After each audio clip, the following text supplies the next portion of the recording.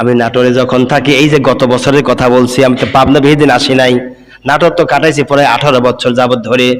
নাটোরে আমি যখন মসজিদে এরকম বয়ান করে বাইরে না আমি দাঁড়ায় গেলে, ঈদগার মাঠ সুমকা সুমকি ছিল, এটা মসজিদ সামনে ঈদগার মাঠ, আমি ঈদগার মাঠে পাশে আমার হুজরাখানা থেকে চিল্লায় কাঁদতেছে একটা বৃদ্ধ মহিলা চিল্লায় কাঁদতেছে, হাওমাও করে কাঁদতেছে। এখন আমি মহিলাকে কান্নার আওয়াজ দেখে জিজ্ঞাসা করলাম, চাচি আপনি এত কাঁদতেছেন কেন, কি হয়েছে? খালি বলছে, আল্লাহ, ও কাবার মালিক, ও আল্লাহর ঘর, এই ঘরের মালিক আল্লাহ, তুমি আমার বিচার করো, তুমি আমার বিচার করো আল্লাহ, আমাকে যেভাবে মার্চালের বিচার করো। আমার ভাইরা, বৃদ্ধ মহিলা, স্বামী মারা গিয়েছে, এগুলি মহিলা তার সহ্য হতে, স্বামী বেঁচে থাকতেই সন্তান তার গায়ে হাত দেয়, পিঠে হাত দেয়, স্বামী কিচ্ছু কয় না। বৃদ্ধ স্বামী কি বলবে? সন্তান বেটার বড় অত্যাচারে বাড়ি থেকে বের হয়ে চলে আসি, ঈদগার মাঠে দাঁড়িয়ে দাঁড়িয়ে কাঁদতেছে। আমি দেখলাম, কোথায় আপনাকে মারছি দেখান যায়? হ্যাঁ।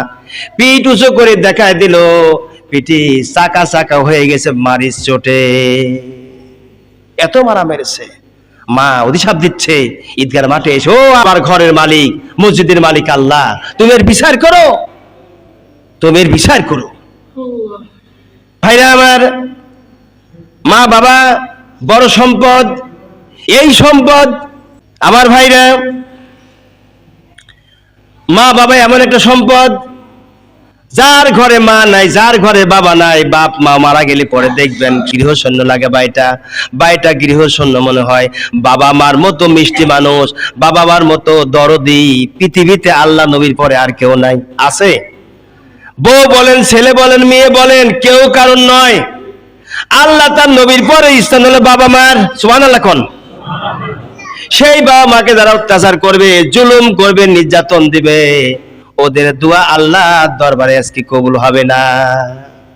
ওদেরকে বাবা মার কাছে মাপ চাইতে হবে, মাফ করে দাও, ভুল করেছি, পায়ে হাত দেন, পাও ধরে জড়ি ধরে কাঁদেন, বাবা মাফ করে দিবে। মাফ করবে না কেন? বাবা মা অপেক্ষা করতেছে সন্তান কখন আসবে। এইবারই এদের মাস 2 আগে ওয়াজ করে এসলাম আমার গ্রামে, এক মহিলা আমার মাহফিল শেষে আমার কাছে এসে মঞ্চের পিছনে হাওমা করে কাঁদা ধরলো। কি হয়েছে আপনার? আমি তো চিনছি না, অনেকদিন আগে দেখা, এখন তো আমি বয়স শেষের দিকে, ওর বয়স শেষের দিকে গেছে। বাবা আমি তো খালা, তো ও প্রতিবেশী খালা আর কি, আমার আপন খালা না, প্রতিবেশী খালা। তো কি হয়েছে? আমার ছেলে একটা মাত্র, আমাকে দেখতে পায় না, আমাকে মারপিট করে, দেখো আমার পিঠগুলি কি করে দিয়েছে মারি।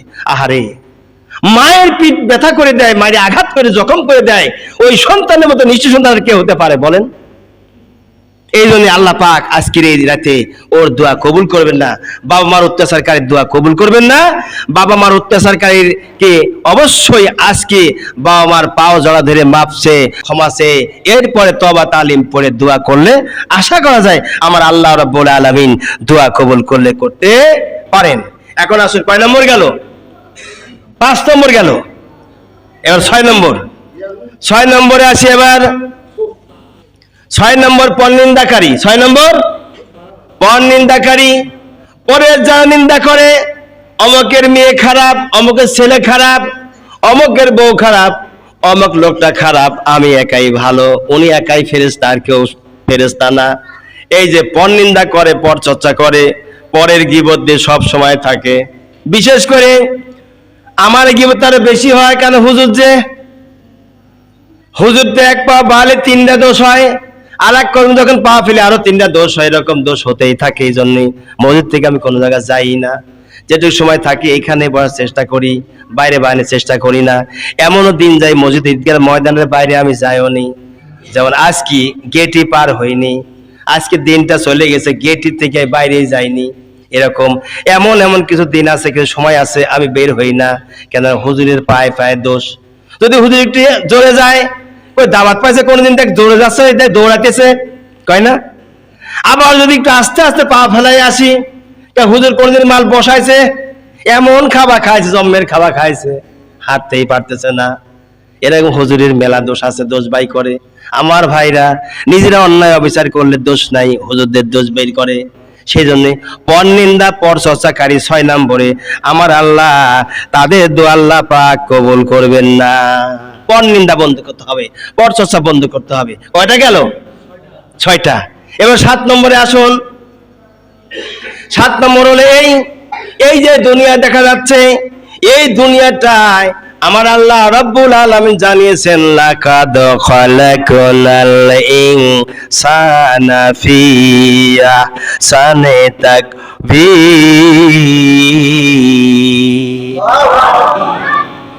আল্লাহ পাক জানিয়েছেন, রে দুনিয়ার মানুষেরা, আমি আল্লাহ পাক এত সুন্দর করে মানুষকে বানিয়েছি। সুবহানাল্লাহ কোন, মানুষকে সুন্দর করে বানিয়েছি, মানুষের গঠন এত সুন্দর করেছি। টাকা দেখ বান্দা, কারোর মুখের সাথে কারোর মুখ ফেস কাটিং এক নয়, একটু হলো পৃথক পৃথক আছে। কারোর সঙ্গে কারোর চেহারার মিল নাই, কেউ সাদা, কেউ ফর্সা, কেউ কালো, কেউ শ্যামলা, কেউ একেবারে নিগ্রো কালো।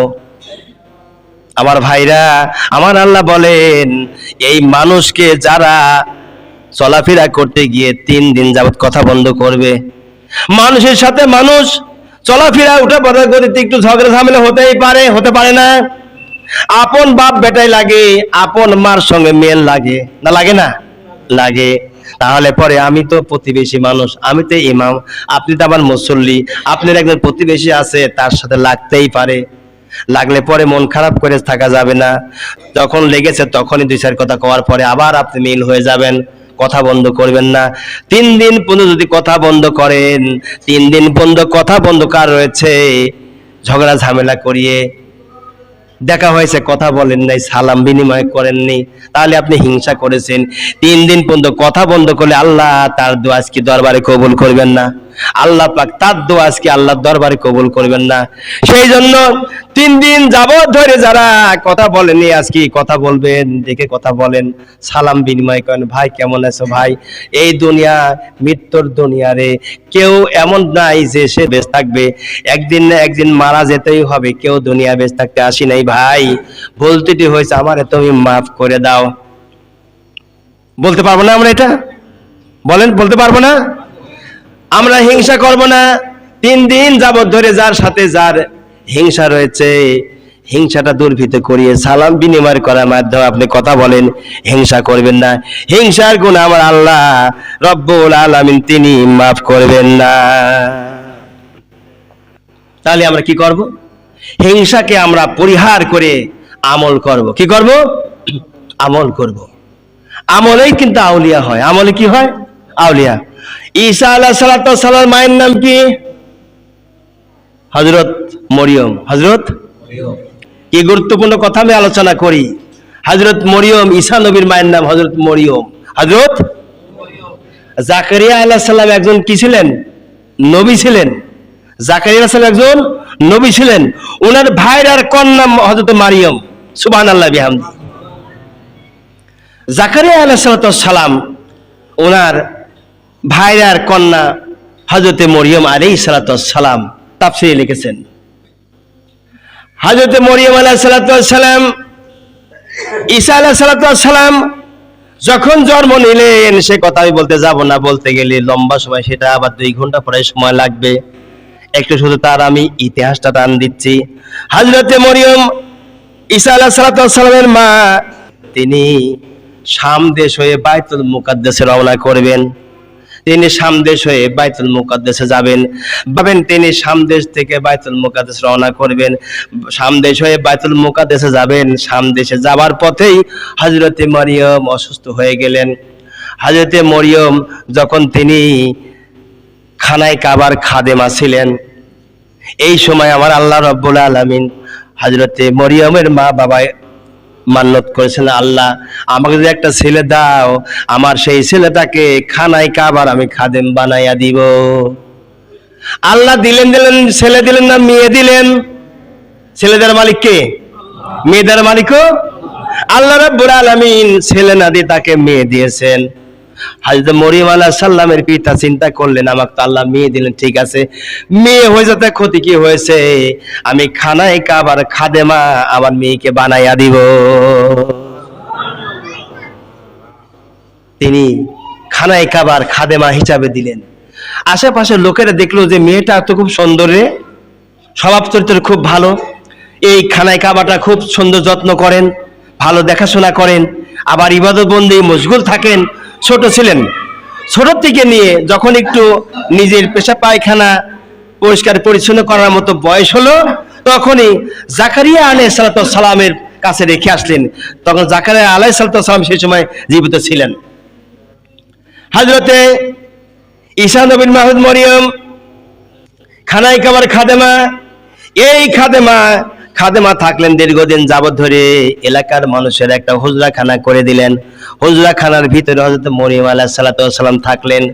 ইতিমধ্যে হযরত মরিয়ম আলাইহিস সালাম সেখানে থাকেন। জাকারিয়া আলাইহিস সালাম দুষ্টু পোলাপান আক্রমণ করতে পারে দেখে তিনি ঘরটা তালা মারে দিয়ে চলে যেতেন। জাকারিয়া আলাইহিস সালাম বুঝতেন ইনি একজন আল্লাহ পাকের খাস মেহমান হবেন এক সময়। তার চলাফেরা ওঠা বসার গতিটা ছিল অত্যন্ত ভালো, যার কারণে জাকারিয়া আলাইহিস সালাম তাকে তালাবদ্ধ করে করে তিনি বিভিন্ন খানে দ্বীনের দাওয়াত, তাওহীদের দাওয়াত, রিসালাতের দাওয়াত মানুষের দ্বারা দ্বারা পৌঁছাইতেন।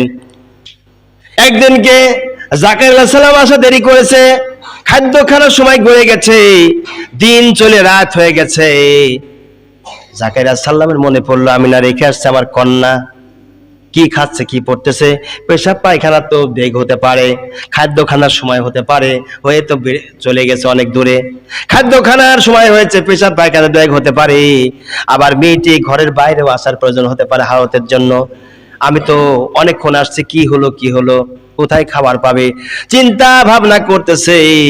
জাকারিয়া আলাইহিস সালাম সফর থেকে এসে মেয়েটিকে তালা খুলে যখন ভিতরে ঢুকে দেখে আল্লাহর বান্দি হযরতে মরিয়ম সেজদায় পড়ে আছে, আর জায়নামাজের নিচে আল্লাহর জান্নাতি ফলমূল পড়ে আছে। সেই মরিয়ম আলাইহিস সালাম তিনি সামনে হয়ে বাইতুল মুকাদ্দাসে যাবেন, যাবার পথে অসুস্থ হয়ে গেলেন। উনি কোনোদিন দুধ পানি খান নাই, একমাত্র ঘাস খেয়েছেন। হযরতে মরিয়ম আলাইহিস সালাম রাস্তার মাঝে যখন তিনি অসুস্থ হয়ে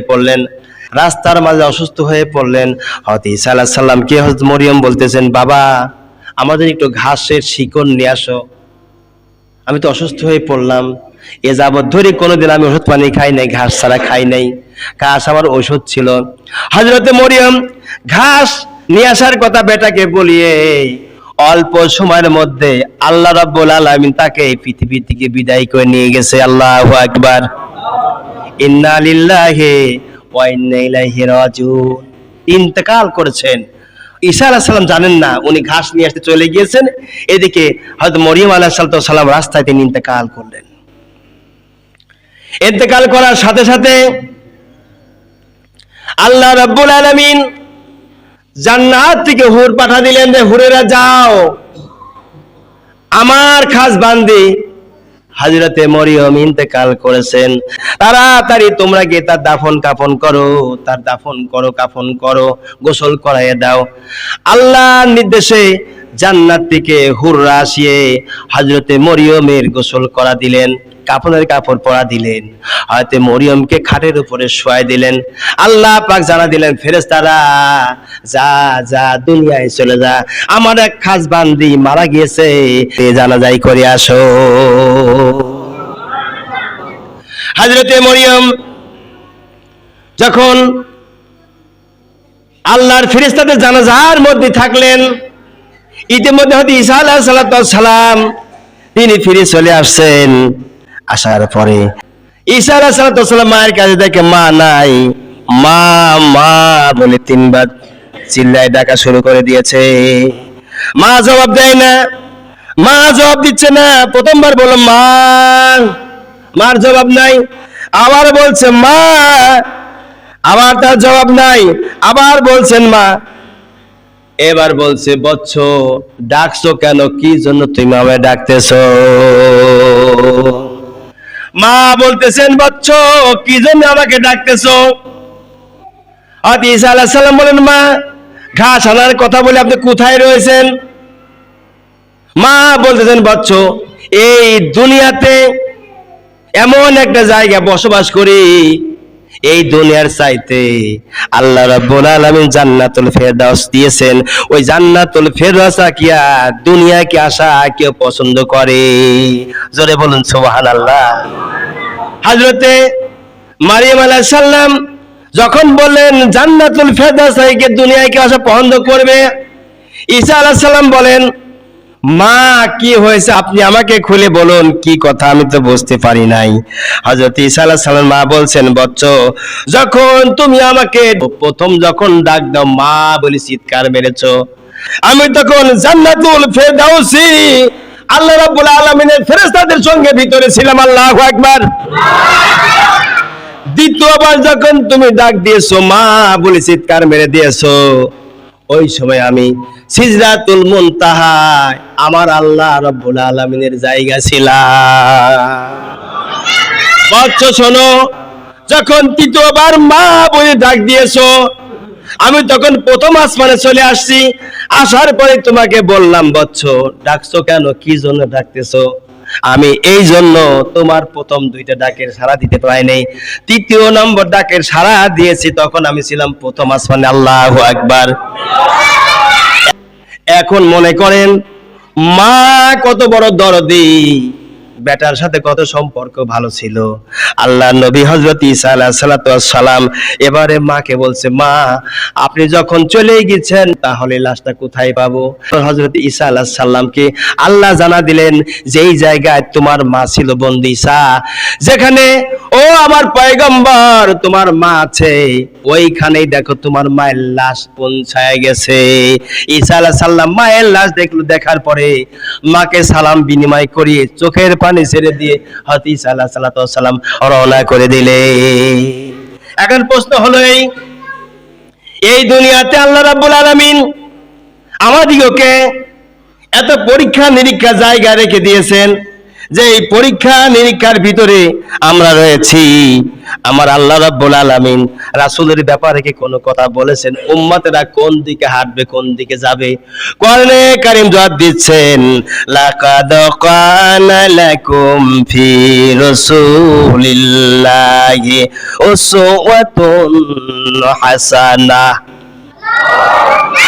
আল্লাহ রাব্বুল আলামিন জানিয়েছেন, রে দুনিয়ার মানুষেরা শোনো, তোমরা আদর্শ খুঁজতেছো, চরিত্র খোঁজো, কত নেতার মধ্যে কত রকমের চরিত্র রয়েছে, তোমরা বলো অমুক নেতার চরিত্র ফলির মতো পবিত্র না। আমার নবীর চাইতে শ্রেষ্ঠ চরিত্র মানুষ আমার জগতে আর কারোকে আমি আল্লাহ দেই নাই, আমি আর কারোকে দেই নাই। তোমরা সকলে চরিত্র খোঁজো, আমার নবীর আদর্শের মধ্যে তোমরা এসো, তোমরা আদর্শ পেয়ে যাবা। এখন প্রশ্ন হলো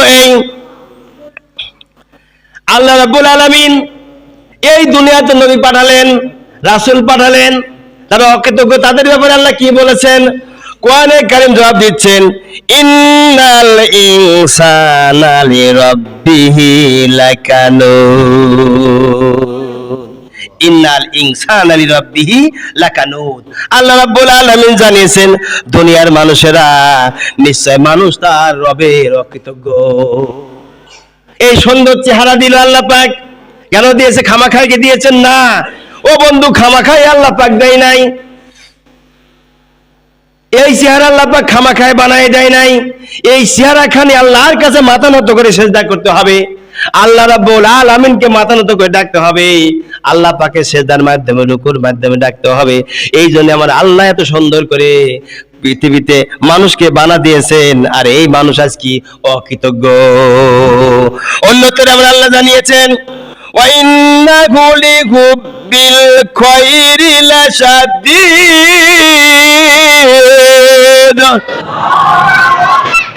আল্লাহ রাব্বুল আলামিন জানিয়েছেন দুনিয়ার মানুষেরা পৃথিবীটা পাইয়া দুনিয়ার ধন সম্পদ এত বেশি বেশি করে তোমরা ভালোবাসা শুরু করে দিয়েছো, যত বেশি ভালোবাসা দুনিয়ার সম্পদ, যার কারণে আমি আল্লাহ আমাকে তোমরা ভুলে গিয়েছো। তাই দেখেন তো আজকে তাই তো হয়েছে না হয়নি?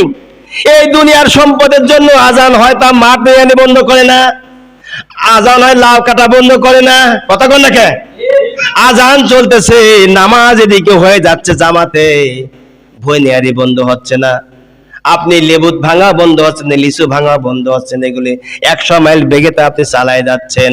তাহলে আমার আল্লাহর কথাকে আপনি কৃতজ্ঞতা হিসাবে মানলেন না, আপনি যে অকৃতজ্ঞ।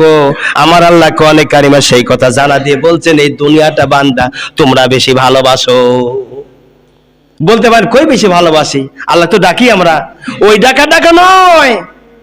আপনি 7 দিন পরে একদিন নামাজে আসেন, 3 দিন পরে একদিন নামাজে আসেন, মন বাচ্চায় নামাজি, মাগরিবে মনে চাইলে আইলেন, ফজরে মনে চাইলে আইলেন, বাকি আর সময় আপনি আইলেন না। আপনি সবচেয়ে বেশি খারাপ, বেনামাজি চাইতে আপনি বেশি খারাপ। আপনি একদিন নামাজ পড়েন এক ওয়াক্ত, বাকি 7 দিন আর খবর রাখেন না। আপনি বেনামাজি যায় ওদের চাইতে আপনি খারাপ, কারণ আপনি একবার ঈমান আনেন আবার ঈমান চলে যায়। এজন্য আল্লাহ বলেছেন ইয়া আইয়ুহাল্লাযীনা আমানু ওয়া আমিনু। আল্লাহু আকবার।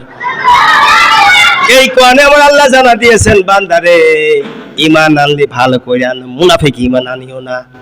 আজ আমাদের চরিত্র হয়েছে মুনাফিকি, কথা কন না কে? চরিত্র হয়েছে মুনাফিকি, যার কারণে আমরা আজকে নামাজ একবার পড়ি তার 7 বার খবর নাই, 1 ওয়াক্ত পড়ি তার 3 ওয়াক্ত খবর নাই, একদিন পড়ি তার 9 দিন আর খবর নাই। তার মানে কি? তার মানে আপনি আল্লাহকে অকৃতজ্ঞ হিসাবে, আল্লাহ যে আপনাকে এত সুন্দর করে বানাইছে সেই আল্লাহর অকৃতজ্ঞ আপনি প্রকাশ করলেন, এটা আপনি ধরা পড়ে গিয়েছেন।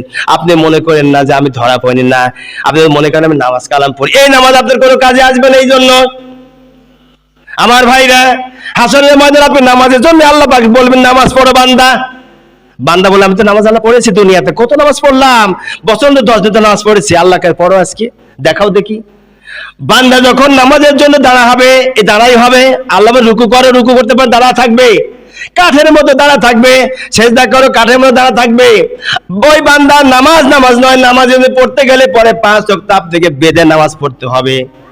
দুশ্মন শত্রুর ভয়তে হলেও আপনাকে নামাজ পড়তে হবে, নামাজ ছাড়া যাবে না। ইমাম হুসাইন রাদিয়াল্লাহু কারবালার ময়দানে যখন তাকে শহীদ করার জন্য দুলদুলির উপরে আঘাত হানলো, মুনাফিক মুসলমানেরা ইমাম হুসাইন রাদিয়াল্লাহু দুলদুলির উপরে আরোহীন অবস্থায় সালাতুল খওফে 2 রাকাত নামাজ আদায় করলেন। সালাতুল খওফের নামাজ, জোহরের নামাজ তিনি আদায় করলেন, তাও তিনি নামাজ ছাড়লেন না, নামাজ ছাড়লেন না, নামাজ ছাড়লেন না। আমার ভাইরা, এরপরে এখন ওই নামাজের জন্য কি অবস্থা হবে? যারা নামাজ পড়ে না, 1 ওয়াক্ত পড়ে আর 5 ওয়াক্ত খবর নাই। কান লাগান ভালো করে। 7 দিন পরে একদিন আসলে 1 ওয়াক্ত পড়লো জুমার নামাজ, শুধু ফরজটা পড়লো, সুন্নতে পড়লো না। সুন্নতের আগে 4 রাকাত কেবল জুমার সুন্নত, 2 রাকাত জুমার ফরজের পরে 4 রাকাত বাদাল জুমার সুন্নত। বাদাল জুমার সুন্নত মিস করলো, কেবল জুমার সুন্নত পড়লো না, না পড়ে বাড়া চলে গেল। উনি কত বড় সাহেব জানি না। আপনি কয় টাকার মালিক, নামাজ পড়তে আপনার লজ্জা লাগে না? পারলে আপনি এখানে বসেন, শিখেন আমার কাছে, আমার অসুবিধা নাই। 1 টাকা আল্লাহর কসম করে লাগবে না। নামাজ শেখেন, কোরআন শেখেন, হাদিস শেখেন। ওয়াল্লাহি আল্লাহর কোরআন হাতে নিয়ে বলছি, 1 টাকাও লাগবে না। আপনি কোরআন শেখেন, হাদিস শেখেন, নামাজ শেখেন, আমি শিখাতে রাজি আছি। আপনি কয় টাকার মালিক হয়েছেন যে আপনার নামাজ পড়তে আপনার কষ্ট হয়, নামাজ পড়তে চান না? ফেরেশতারা বোধ হয় টাকা নিয়ে আপনাকে মাফ করবে? মাফ করবে নাকি জাহান্নামের ফেরেশতা জাহান্নামে ঢুকায় দিবে? হয়তো মালিক ফেরেশতা বলবে, ফেরেশতা মালিক ভাই এই যে টাকা হলো 5 কোটি টাকা, আমারে মাফ করো। কি পারবে? আমি তো গতকাল কি শুনলাম, শহরের মধ্যে 3টা সেন্টার মিলিয়ে এক ব্যক্তি বলছে যত সমস্যাই হয় হোক, থানা কাছারি দেখবো আমি। এই রাস্তা ওই রাস্তা, ওই এলাকা এই এলাকা তোর, ওই এলাকা অমকের, ওই এলাকা অমকের, এই এলাকা তুই কন্ট্রাক্টারি করবি, তোকে আমি দায়িত্ব দেব সাব কন্ট্রাক্টারি হিসাবে। তবুও যেন একটা ভোট দাড়ি পাল্লায় না পড়ে। কোরআন হাতে নিয়ে বলছে। কথাটা যখন শুনলাম আমার গায়ের মধ্যে শিংরা উঠলো। কয় কি মুনাফিক হজ করে আসছে, টাকা দান করে লক্ষ লক্ষ কোটি কোটি, আমার জানা মতে ওর মুখ দিয়ে এই কথা বাড়াইছে, বিশ্বাসই হয় না। তাও আর যে বিশ্বাস হবার মতো লোকের কাছেই বলেছে। আরে দিন কোন দিকে চলে গেছে, ইসলাম কোন দিকে চলে গেছে, একবারও চিন্তা করে না। আমার আল্লাহর কালামের সামনে আমাদের জবাবদিহিতা আজকে হোক কালকে হোক করতেই হবে। এই কোরআন যদি মানুষের বিরোধিতা করে, জাহান্নাম ছাড়া কোনো গতি নাই, উপায় নাই। এই জন্য আপনি কত টাকার মালিক হয়েছেন যে জাহান্নামের ফেরেশতার হাত থেকে আপনি বাঁচতে পারবেন না, বাঁচতে পারবেন না। আর জাহান্নামের ফেরেশতা আপনাকে ধরেই ফেলবে, ধরেই ফেলবে ভাই, ধরেই ফেলবে। সময় আছে ভাই, তওবা করে ফিরে আসেন, তওবা করে ফিরে আসেন। আল্লাহ রাব্বুল আলামিন তাই জানিয়েছেন, ফাওয়াইলুল লিল মুসাল্লিন। ওই নামাজি ব্যক্তি যে জন্য দুর্ভোগ রয়েছে, যারা নামাজ পড়ে, নামাজ বাদ দেয়, 1 ওয়াক্ত পরে 10 ওয়াক্ত নাই, 7 দিন পরে 1 ওয়াক্ত পরে আর 1 ওয়াক্ত নাই। আল্লাহ তাই বলেছেন ফাওয়াইলুল লিল মুসাল্লিন, ওই নামাজি ব্যক্তির জন্য বড় দুর্ভোগ রয়েছে। এরপরে কোরআন পুস্তকের কোরআন দে আল্লাহ রাব্বুল আলামিন তাহলে নামাজের ব্যাপারে কুরবানির ব্যাপারে কি কোরআনের মধ্যে আল্লাহ পাক আয়াত নাযিল করেছেন? কোরআনে কারীম জবাব দিচ্ছেন, ফাসাল্লি লিরাব্বিকা ওয়ানহার। ফাসাল্লি লিরাব্বিকা, আল্লাহ পাক নামাজের কথা বলেছেন। ওয়ানহার মানে কুরবানির কথা আমার আল্লাহ রাব্বুল আলামিন জানিয়েছেন। ফাসাল্লি মানে নামাজ, লিরাব্বিকা ওয়ানহার, ওয়ানহার মানে কুরবানি। নামাজ এবং কুরবানির কথা আমার আল্লাহ সূরা আসরের মধ্যে একসাথে বলে দিয়েছেন। নামাজ এবং কুরবানির কথা আর আল্লাহ একসাথে বললেন। আর নামাজের কথা 300 ঊর্ধ্বে আল্লাহ বলেছেন, আকিমুস সালাহ, বান্দা তুমি নামাজ কায়েম করো। আমরা কোথায় গেছি বলুন? আজকে নামাজের রাত, নফল নামাজ, কোরআন তেলাওয়াত, হাদিস শরীফ তেলাওয়াত, ওয়াজ মাহফিল, বহু জায়গা আজকে দিনে ওয়াজ মাহফিল দিয়েছেন। রাত 2টা পর্যন্ত ওয়াজ মাহফিল চলবে, অন্য জায়গায় সারা রাত ব্যাপী মাহফিল হবে। কিন্তু কই নামাজি মুসল্লি কোথায় গেল বলুন আমার ভাইরা? এরপরে আল্লাহ পাক জানিয়েছেন, দুনিয়ার মানুষেরা, পৃথিবীর মানুষেরা, তোমরা আল্লাহকে যদি ভয় করতে তাহলে শোনো, ইয়া আইয়ুহাল্লাযীনা আমানুত্তাকুল্লাহ।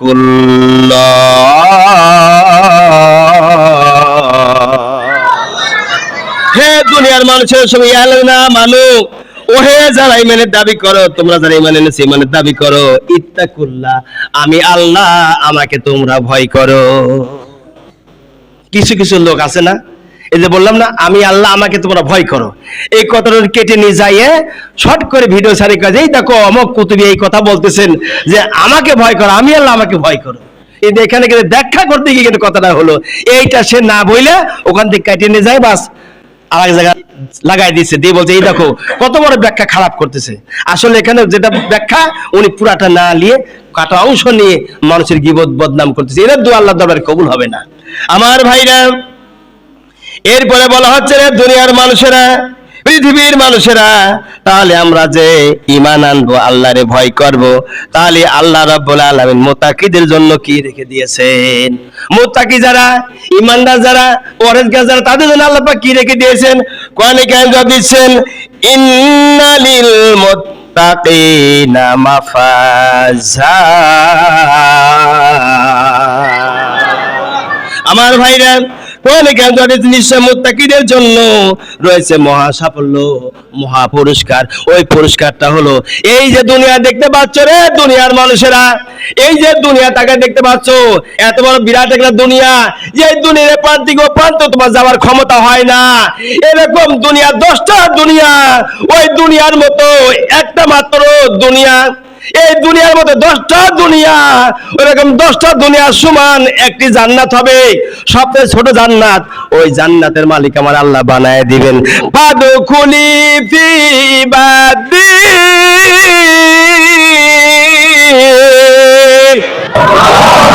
ফাদখুলি জান্নাতি। কোরআনে কারীম বলতেছেন এই দুনিয়ার মতো 10টা দুনিয়ার সমান ছোট্ট জান্নাত, ওই জান্নাতের মালিক আমার আল্লাহ তোমারে বানাইয়া দিবে, বলি সুবহানাল্লাহ।